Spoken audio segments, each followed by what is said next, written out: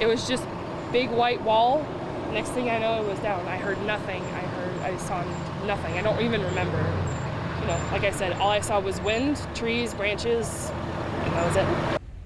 Yeah, a confirmed EF2 tornado touched down in western New York earlier today with winds up to 115 miles per hour, lasting around 15 minutes, leaving a path of damage, including a collapsed barn in Java. The good news, however, tonight is that we haven't heard of anyone being seriously injured during the time that the tornado was on the ground, but it did cause a good bit of damage and power outages in the surrounding area. Good evening again. I'm Scott Levin. And I'm Mary Alice Demler. We have team coverage to start this half hour on today's tornado, including a look at the damage and where it happened. We begin with 2 on your side's Danielle Church, though, in Java, where the tornado brought down a barn this morning. Danielle? Yeah, hey guys, I'm standing right where a tornado touched the ground this morning at 10:40. And if you look to my right, you can see that the tornado actually picked up the barn from the foundation and moved it over several feet. And then it also, due to those 115-mile-per-hour winds, created debris that spread not too far, but still a significant distance from that barn. Now everyone is okay. The owner of the barn, Sam Marlett, tells me her family is doing just fine physically. Their livestock, horses, goats, and cows that were in the barn are all unharmed as well. Sam's family is trying to deal with the emotions of all this, as you can imagine. She says the barn is insured and it's just a lot to deal with right now.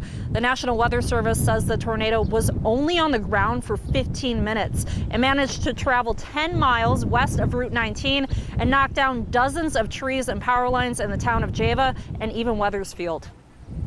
It was just big white wall. Next thing I know, it was down. I heard nothing. I saw nothing. I don't even remember. You know, like I said, all I saw was wind, trees, branches, and that was it. We estimated it moved about 25 feet on its foundation and twisted. Actually, on the backside, the newest part of the barn was basically a total collapse, and that is probably the strongest damage indicator that we had from this tornado. We are working with the state, with assemblymen and the senator's offices on the state. We've been in contact with both of them, you know, in communication with our state counterparts as well. So, you know, it's too early to say if there would be any type of financial assistance available, but, you know, we'll explore those options and work with them.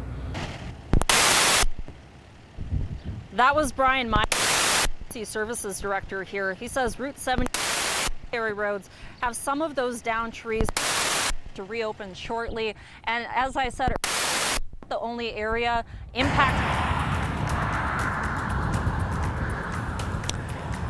Yeah, Danielle, Wyoming County Emergency Management has been surveying a lot of the damage, stopping by people's homes, including the Bastido home here.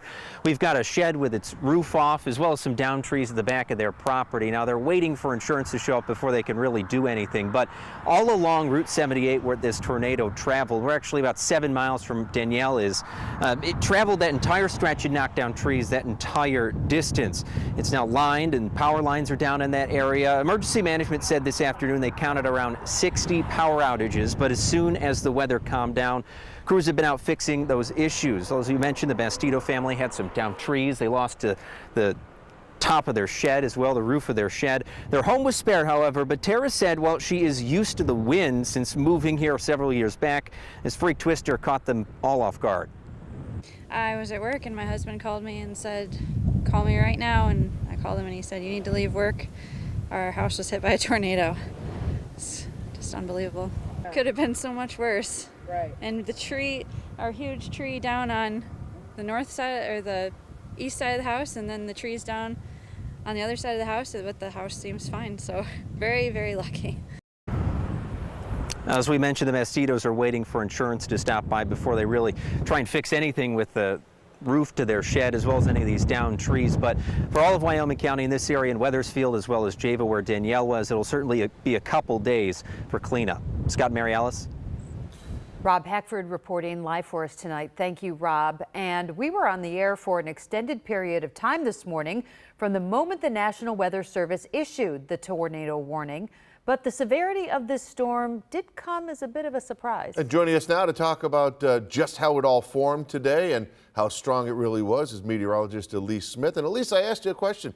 They pretty much have this down to a science. They know it's an EF2, correct? They completely do. Yes, it's based on lab reports they do, but also with how far radars have come, they can estimate the wind speed using the radar now as well. Oh. It's just like when they do Hurricanes. Hurricanes, Right. exactly. But it's the combination of that and that, of course, traditional damage survey. That's something after every potential tornado the National Weather Service will do. And from it, of course, we learned EF2 tornado, the enhanced Fujita scale, winds of 115 miles per hour. The last time we had an EF2 tornado in Western New York was that Hamburg tornado back in 2017. Again, a path length of 10 miles, which for Wyoming County and the topography there, that is very impressive, and a potential width of 200 yards. And look at this, we got a viewer photo of the tornadic storm. This is the storm that produced the tornado today. A great vantage point from Raymond looking south over Java Lake. Two areas of interest that pique my eye of this structure of the storm. One, what could be